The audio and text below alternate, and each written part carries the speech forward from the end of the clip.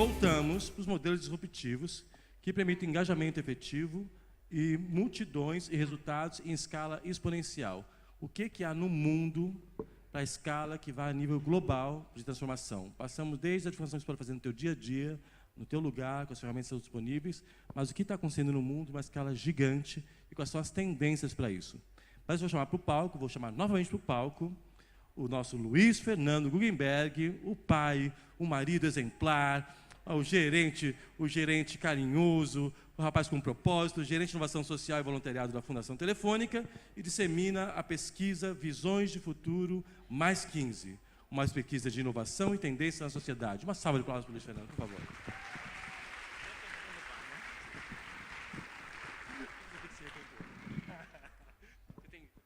Beleza. Também já chamou ao palco o Leonardo Aguiar, que ele é médico, cirurgião plástico, especialista em inovação e futurismo. Vou repetir. Leonardo Aguiar, sobe o pessoal ver teu rostinho, sobe, Leonardo. Leonardo Aguiar, e olha para lá, olha de frente para lá. Olha para eles. Luz no Leonardo, minha gente. Eu gosto de gente que tem título, presta atenção. Médico, cirurgião plástico. Tu olha assim para ele, tu não dá nada, né? Mas o cara é bom. Presta atenção. Especialista. Tô brincando. Especialista em inovação. Às vezes eu passo do limite, desculpa. Especialista em inovação e futurismo pela Singularity University / NASA. Tá, meu bem? Fundador da Ladur Cocriação em Saúde, da Marcha Saúde Móvel, negócio social participante do Social Good Lab em 2014. Ele é cofundador do Núcleo de Inovação da CIB e do Movimento Inova Blumenau e sócio cofundador da Mirac, que atua com negócios exponenciais. Uma salva de palmas para o doutor.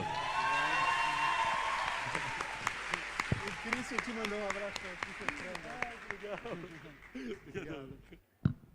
Luiz Fernando, conduza com toda a sua delicadeza o painel. Boa tarde a todas as pessoas lindas, né, Edgar? Pessoas lindas, isso. Aprendi. Uau, depois de tanta emoção, ano contra ano, cada debate aqui fica às vezes até difícil. Por mais que a gente faz call para alinhar o que a gente vai falar, e conversa, e troca e-mail daqui, troca e-mail de lá, chega nessa hora a gente tem que quebrar todo o protocolo. Olha lá, o ovo estava tudo lá fora, fazendo festa. A gente trouxe algumas inquietações aqui sobre inovação, sobre futuro. E eu queria começar aqui perguntando para vocês quem é que já ouviu falar no conceito do prosumer. Levanta o braço aí.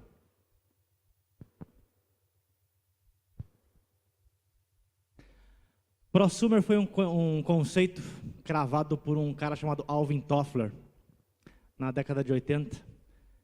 Quem tiver curiosidade de explorar um pouco mais, tem 2 livros dele que são fantásticos.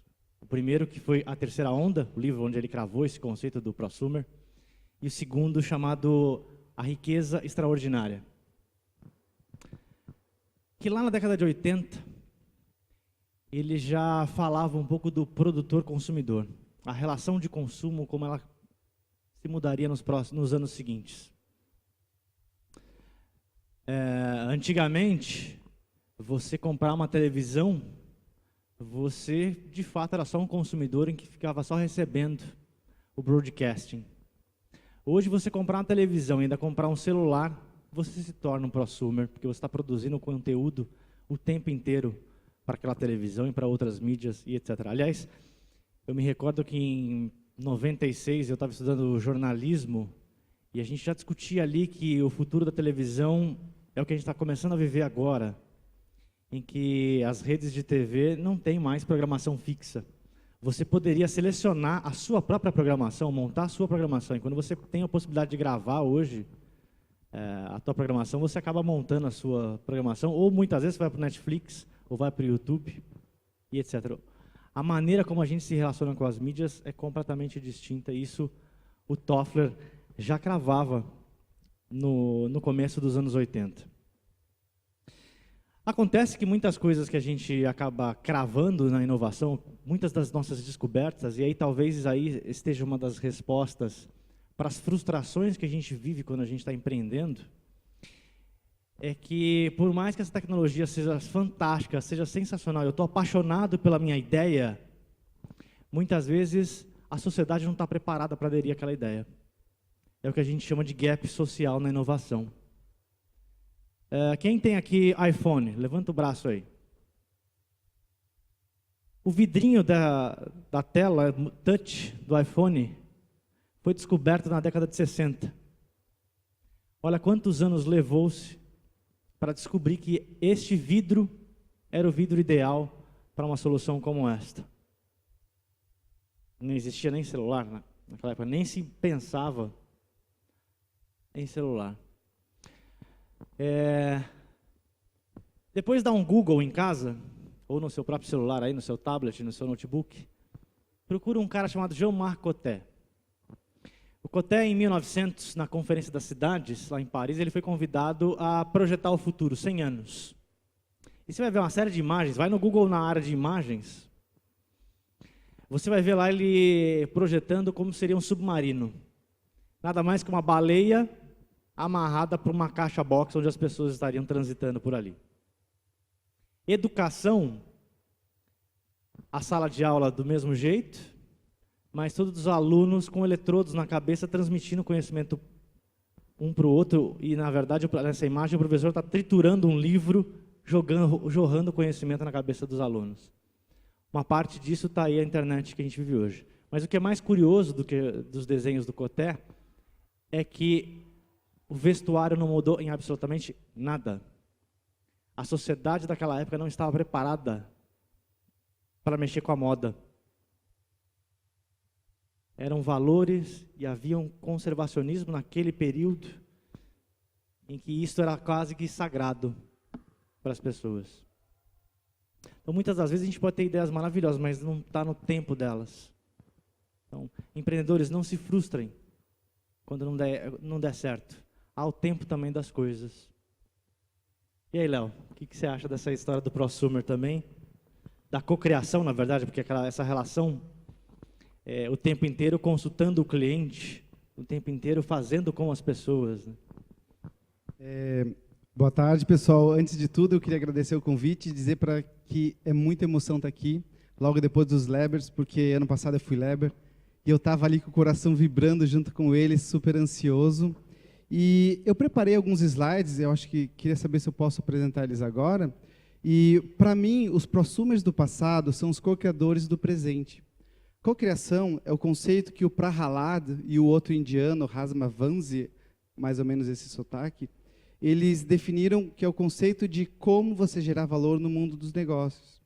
E quando a gente cocria qualquer assunto, qualquer projeto, a gente se sente dono.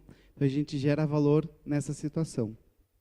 Então, para mim, a gente acredita nos co-criadores. Vamos ver se vai aparecer. Ali já está aparecendo. Então, para mim, como médico, tecnologia é uma ferramenta para mudar a vida das pessoas. Só que quando a gente muda a vida de muitas pessoas, a gente causa revolução. E a história da humanidade segue essa curva exponencial de evolução. A primeira revolução que nós tivemos foi a revolução agrícola, que mudou uma série de comportamento das pessoas, depois a revolução industrial, e essas revoluções foram trazidas por novas tecnologias, novas ferramentas. Agora a gente vive na era da internet, e nesse exato momento a gente está vivendo 3 grandes revoluções, chamadas robótica, e a gente pode entender a robótica como inteligência artificial, impressão 3D, genética e nanotecnologia. E isso a gente chama de tecnologias exponenciais, porque elas têm a capacidade de mudar toda a história da nossa humanidade. E hoje tem o conceito dessas tecnologias exponenciais que, quando elas aparecem, as pessoas não acreditam no que estão vendo. Ela é desacreditada. Eles falam, isso não é possível, isso não vai acontecer. Normalmente é uma tecnologia digital e ela é desmonetizada, cada vez mais barata, ela é menor, democratizada, cada vez mais pessoas vão ter acessos. E o que é legal, ela tem a capacidade de mudar o comportamento das pessoas. É tão interessante que hoje uma pessoa na tribo africana tem em sua mão um celular que tem mais capacidade de processamento do que o homem quando pisou na Lua. Opa! E o que acontece de interessante? Eu nasci no mundo analógico. E a gente está vivendo essa transição do digital para a convergência. Quando eu queria tirar uma informação simples, que era medir a pressão das pessoas, eu precisava de 2 aparelhos, aquele que aperta e o que escuta, e mais uma pessoa treinada para medir a informação. Eu aprendi assim na minha escola de medicina. Só que hoje já tem aparelhos que só, como esse aparelhinho que está no meio da imagem, que só colocar a pessoa, uma pessoa só, consegue mais de um dado, a pressão e a frequência. E a gente está vivendo uma série de transformações, que é convergência, como na última foto. Qualquer pessoa sem treinamento algum consegue uma quantidade enorme de informação. E é isso que eu queria mostrar para vocês. Isso é bem legal, que são as novas informações e como a gente compartilha as informações. A primeira informação compartilhada foi a mensagem de texto. E a gente evoluiu numa curva exponencial, passando por vídeo, perfil social, localização. E quando a gente começa a nos medirmos, a gente começa a gerar dados de saúde. E quando esses dados de saúde estão conectados a sensores e a internet das coisas, nós criamos uma nova camada de informação. E essa nova camada de informação a gente chama de informações exponenciais. E essas novas informações exponenciais estão gerando uma série de empresas que a gente chama organizações exponenciais. E essas organizações exponenciais, elas trabalham com vários itens, dentre eles autonomia, propósito e engajamento. Eu quero contar para vocês a história da Laura. A Laura é minha paciente. Ela me procurou em fevereiro do ano passado porque ela queria fazer uma cirurgia plástica. E eu falei, Laura, ainda não é o momento da gente fazer uma cirurgia plástica, porque a gente ainda precisa fazer algumas modificações internas no software antes de mexer no hardware. A gente precisa fazer isso, Laura. E eu falei, Laura, isso a gente vai chamar de cocriação de saúde. Eu vou te dar algumas informações, vou te encaminhar para a minha rede de profissionais qualificados e juntos vamos criar o melhor conceito de saúde para você. Você vai ser a produtora e a consumidora do teu conceito de saúde. Você vai ser sua prosumer. E a Laura se inspirou, ela começou a ganhar uma série de informações exponenciais da equipe. Essas informações exponenciais deram muito poder para a Laura, e esse poder que a Laura teve gerou autonomia, autoeficiência. E a Laura chegou para mim e disse, agora meu propósito de vida é compartilhar minha história com as pessoas. E isso me gerou um clique. A história da Laura chegou longe. Chegou lá no interior de Minas Gerais, na casa da Tatiana. A Tatiana começou a receber essas informações exponenciais através da Laura. E a Tatiana começou a ficar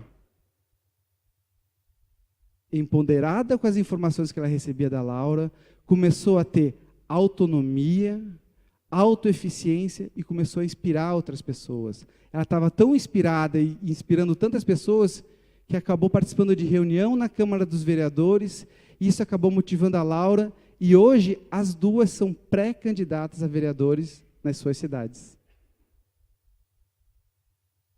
Essa imagem é muito legal, representa muito para mim. Esse desenho representa o movimento que está acontecendo em Blumenau. O movimento que está acontecendo com as pessoas empoderadas na cidade de Blumenau.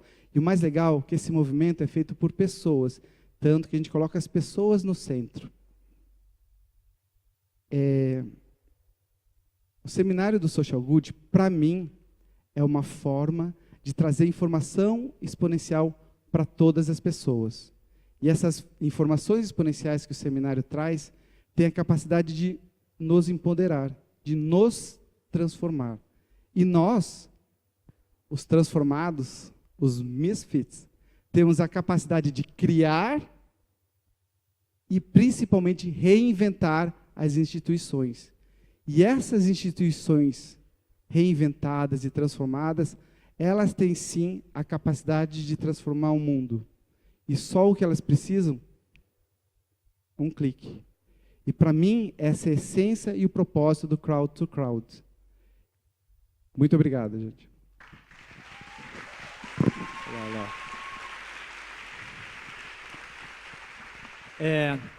Quando a gente está fazendo exercício de futurologia, primeiro que a prática que existe em planejamento estratégico A grande maioria das empresas, dos governos, das organizações sociais se baseia no quê? Orçamento, macroeconomia, alguns cenários macroeconômicos daquele momento, e um pouco do seu histórico de aprendizagem com seus projetos, com seus produtos. Mas existe uma oportunidade que muita organização está perdendo, que é de construção de futuro, de cenário de futuro. Quando a gente está exercitando o cenário de futuro, existem 3 futuros. O futuro possível, o provável e o desejado. No futuro provável, a sociedade ela é cíclica. Então, muitas das coisas que acontecem naquele exato momento, de alguma maneira já ocorreram fenômenos parecidos no passado. Enquanto que num futuro possível, qualquer coisa pode ser possível. Mas no futuro preferido, você é o protagonista da sua mudança, do seu futuro, do que você deseja para o mundo. Então, estar no Social Good Brasil aqui é uma oportunidade da gente pensar que futuro cada um de nós queremos. Você que é empreendedor social, qual é o futuro que você quer para a sua iniciativa? Qual é o impacto que a sua iniciativa vai promover no futuro? Eu trouxe aqui uma série de inovações que estão ocorrendo e que, vejam, a tecnologia ela é só meio. Mais profundo do que isso é a mudança que está ocorrendo na forma como a sociedade está se organizando. Põe na tela para a gente, por favor, os slides. Trouxe só um recorte de um estudo de tendências que a Fundação Telefônica fez, em que a gente mapeou 290 sinais no intervalo de um mês, gerando 500 mil weblinks pela web. O alongamento do tempo de vida. Isso aqui já é uma pílula em teste para alongar sua vida mais 12 anos. Na medicina digital, essa lente de contato, você consegue monitorar o seu diabetes através do índice de glicose pela sua lágrima. Ou esse teste que você faz com a sua saliva, que $100 esse kit, você manda, a empresa te devolve todo o seu DNA decifrado, inclusive com algumas combinações da sua árvore genealógica. Esse teste aqui a Angelina Jolie fez para tomar a decisão de extração das mamas. E já tem gente procurando medicamento para mitigar Alzheimer, porque tem um histórico familiar nisso. Olha a piração que a gente começa a viver na sociedade. Ou tem coisas muito bacanas como essa de você colocar um dispositivo no seu celular e poder fazer o exame de vista agora sem o médico. Ou biohacking. Jovens em São Paulo usando o próprio corpo para implantar chip e testar a tecnologia de chipagem em seres humanos. Ou a gente pensando no impacto ambiental, as coisas que a gente cria, o quanto são obsoletas ou o quanto elas estão lá paradas, sem uso, e a gente começando a pensar que a nossa própria casa, a parede da nossa casa pode se tornar um jardim vertical. Ou esse caso aqui de uma raia robô criada por um holandês que varre os oceanos e coleta plástico a uma profundidade de 2, 3 metros. Imagina isso aqui no pós-carnaval de Salvador. Se recolhe 1 tonelada de lixo.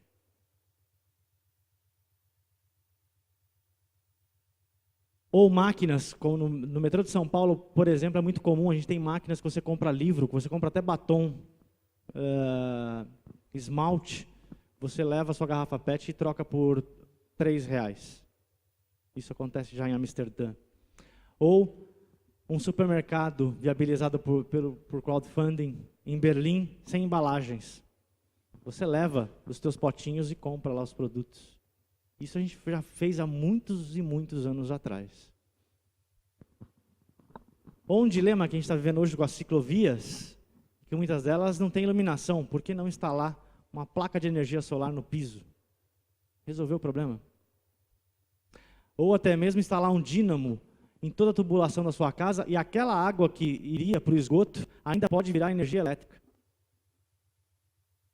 Ou o seu carro, como esse caso da BMW, que ele fica parado no estacionamento das 8 às 5 da tarde e que você pode alugar ele e ganhar uma boa grana. Já tem uma plataforma aqui no Brasil. Outro dia eu vi uma reportagem que um rapaz em Curitiba tem ganhado cerca de R$ 2.500 por semana alugando seu carro.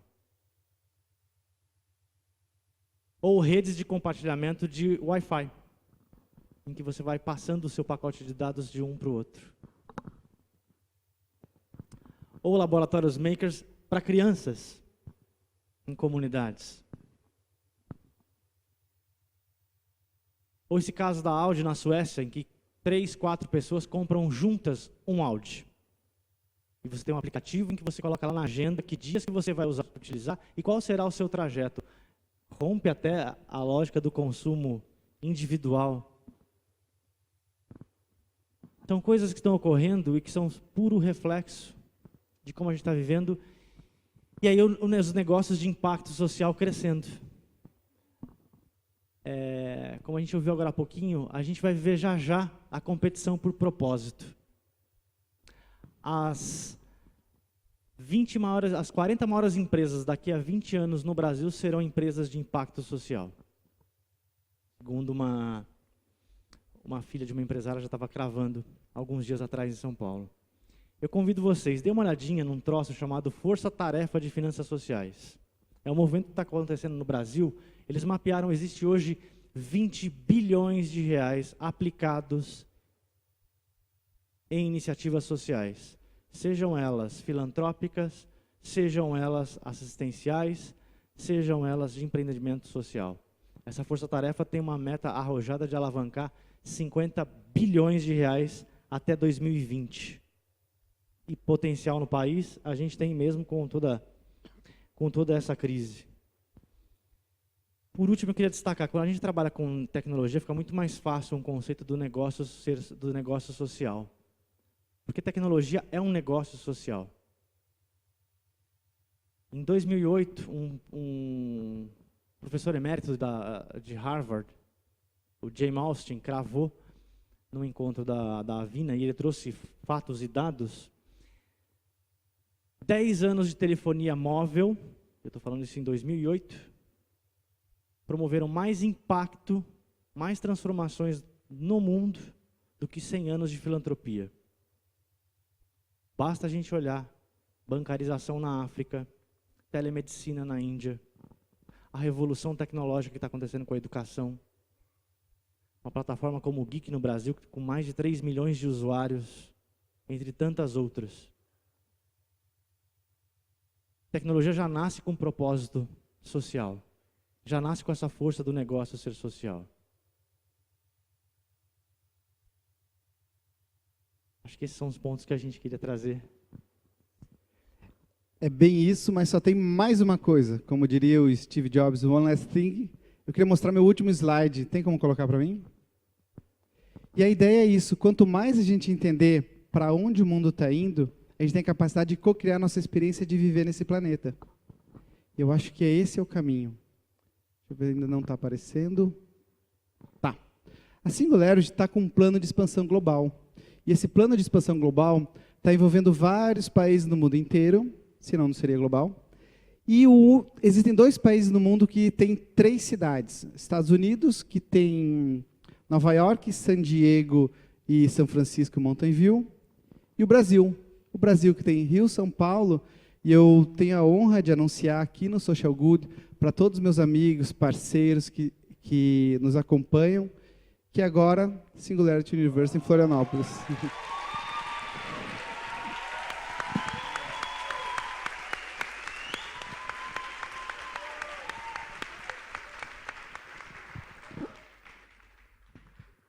Nós temos uma comunidade super engajada em Florianópolis, tem o nosso embaixador que está aqui, o Francisco, a Fernanda, então a gente está cada vez mais querendo fazer parcerias e botar esse Social Good para rodar no mundo. Vamos lá. É isso aí, gente. Obrigado.